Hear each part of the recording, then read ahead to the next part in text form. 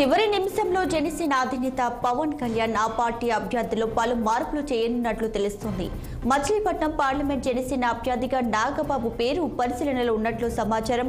మచిలీపట్నం బరిలో బాలశౌరి ఉంటారని అంతా భావించారు. దీనిపై జోరుగా ప్రచారం కూడా సాగింది. ఆఖరి నిమిషంలో పవన్ తన నిర్ణయాన్ని మార్చుకున్నట్లు చెబుతున్నారు. ఇక బాలశౌరిని అవనిగడ్డ నుంచి అసెంబ్లీలో బరిలో దించుతున్నారు అని ప్రచారం కూడా జరుగుతుంది. తాజా మార్పులను అధినేత పవన్ 2 రోజుల్లో అధికారికంగా ప్రకటించే అవకాశం ఉందంటూ సమాచారం. మరోవైపు కృష్ణా జిల్లాలో జనసేన అభ్యర్థులకు సంబంధించి మాత్రం పవన్ నిర్ణయం తీసుకోలేకపోతున్నారంటూ విమర్శలు కూడా వినిపిస్తున్నాయి.